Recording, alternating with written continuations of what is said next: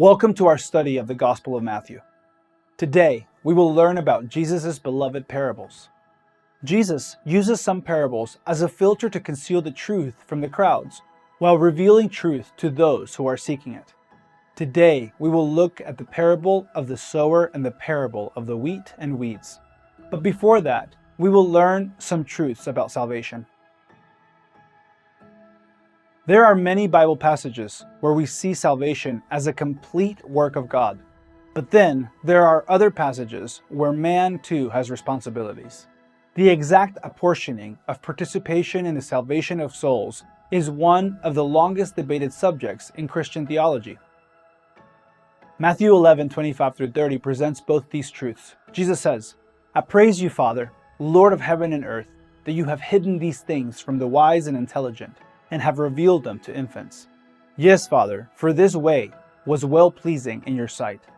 All things have been handed over to me by my Father, and no one knows the Son except the Father, nor does anyone know the Father except the Son, and anyone to whom the Son wills to reveal him.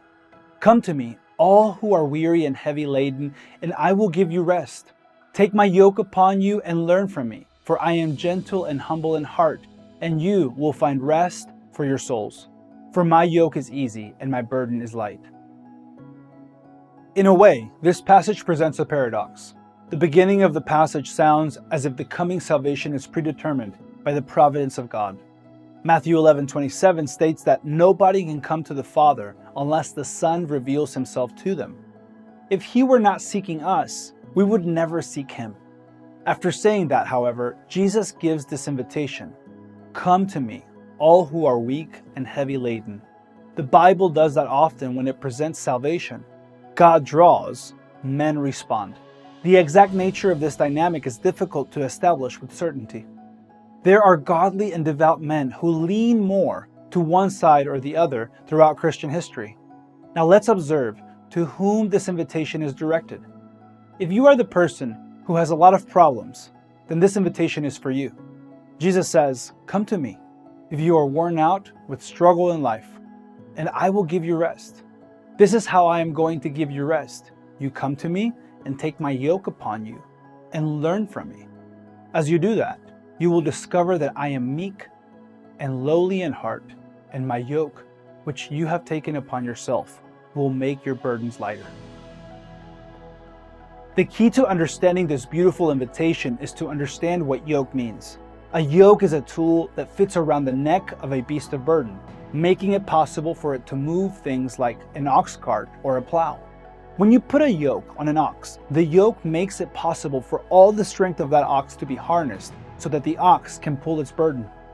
This is what Jesus is saying.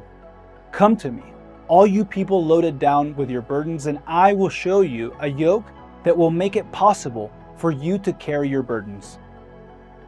Many oxen yokes bound two beasts together. Hence Paul's warning in 2 Corinthians 6:14. Do not be unequally yoked with an unbeliever. In this vision of a double yoke, Jesus seems to be pulling with us here. Life is full of burdens. Jesus shows us how life's burdens can be borne more easily. The key is his yoke.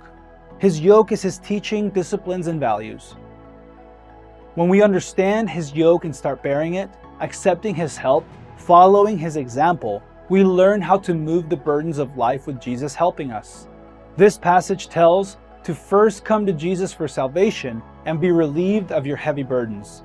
Secondly, this passage is an invitation to accept Jesus' discipline and values. This passage also suggests that we need to be yoked with him while we serve in the kingdom of God.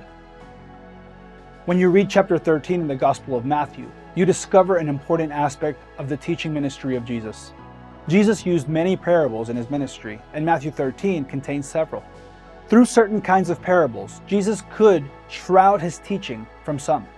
For instance, Jesus tells his disciples that he uses some parables to filter out his real disciples from those in the crowds who, while desperate for a miraculous touch, have little interest in his preaching.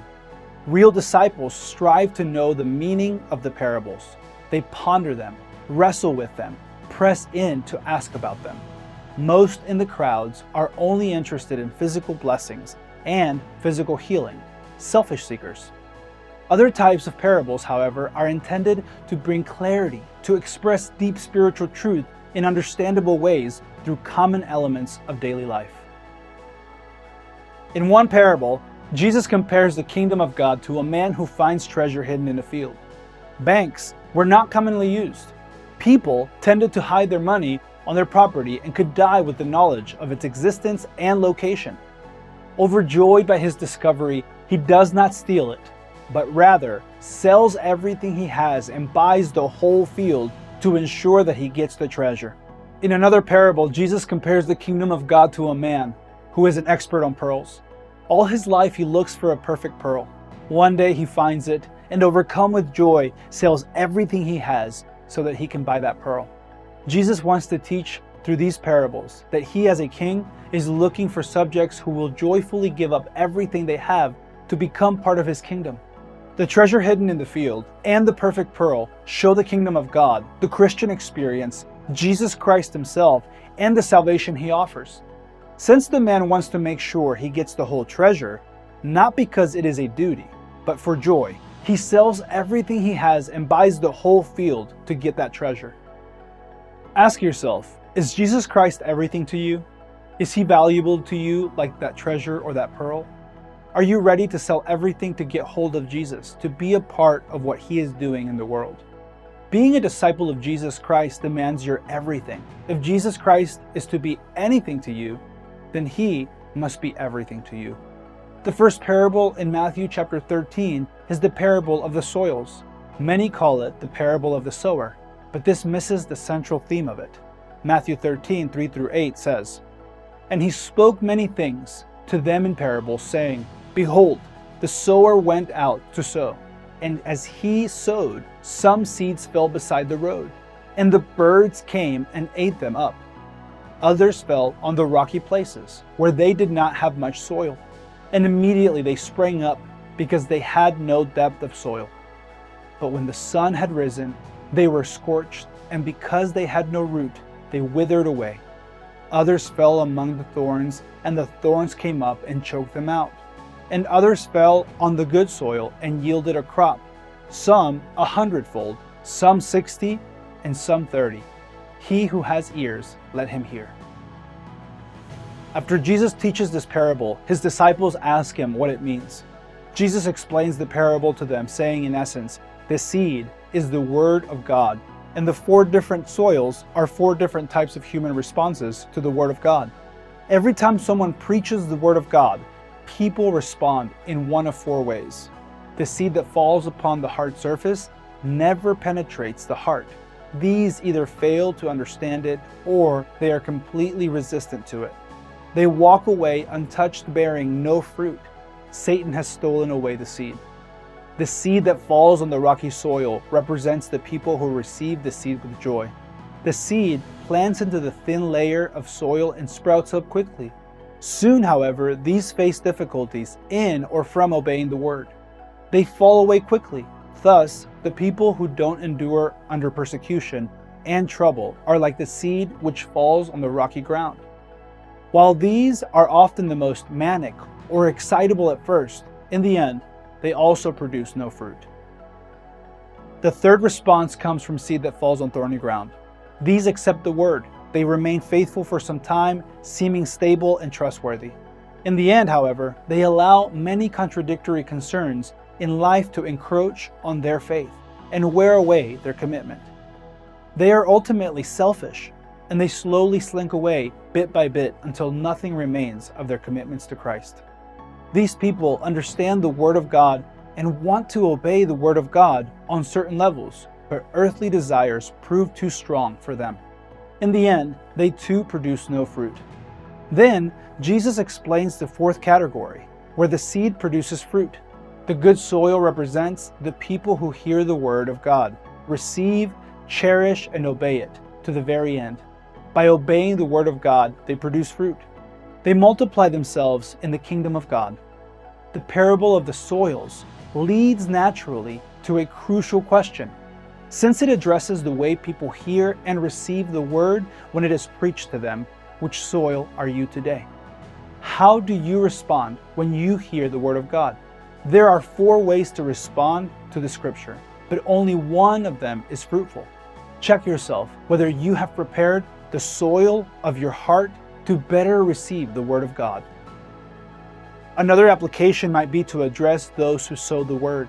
As Christ ambassadors preaching God's word, sowers need to know that they will minister to all 4 soils, all 4 types of people. The big question and addressed by Jesus is whether these designations are unchangeable nature or hindsight descriptions. One's response today may or may not be a predictor of their response tomorrow, but does this admit a change in the soil of the heart? We should preach to all who listen and not become the judge of who will or will not respond. We need to listen to the Holy Spirit and not seek to judge in our own selves who is and isn't worthy of our discipleship time. We also want to examine ourselves as ministers to make sure that it is the soil of hearts that spoils the seed and not something corrupt or diminished in us or our methods. Can we, through the wisdom of the Holy Spirit, turn over the soil of fallow hearts? Can we better prepare young and eager believers for the struggle and persecutions they might suffer? Can we be a more effective voice of warning about worldly pleasures and the deceitfulness of riches? In the end, however, having done all, we can only rest in the fact that only God can change hearts. Our responsibility is to keep spreading the seed. The next parable Jesus uses to describe the dynamics of the kingdom of God considers a man who sows good seed in his field and expects a good crop of wheat. As it grows up, however, he discovers that his enemy has sown weeds that look similar to the wheat, called tares. They have also sprung up in the field, becoming hopelessly intertwined with the wheat. The workers in the field come to the farmer and say, "Do you want us to pull the weeds?" The farmer says, "Oh no, do not do that, because you cannot always tell the difference between the wheat and the tares early in the growing season. You might do harm to good wheat. Let both grow together, and when harvest comes, it will become clear which plants are the wheat and which are the tares, because the wheat will plump out with fruitful kernels, and the tares will remain fruitless." In this parable, according to Matthew 13:36-43, the seeds are not the word of God. In this parable, the seeds are the sons of the kingdom, and the weeds are the sons of the devil. This means that you have 2 kinds of people being planted in the soil of this world, and perhaps filling the seats in church, sons of God and sons of the devil. We cannot always tell the difference between them because they look alike from outside. You cannot always tell who will produce a fruitful disciple of Christ in the end. Jesus is in the business of redemption. At the harvest time, at the end of human history, the difference will be obvious. Now, what is the personal devotional application of this parable? This parable tells us that in the church, we can expect to see wheat and weeds growing side by side. This parable is telling us that we will often not be able to tell the difference between them. In his Sermon on the Mount, Jesus refers to false and true disciples, those who talk about obeying and those who actually obey.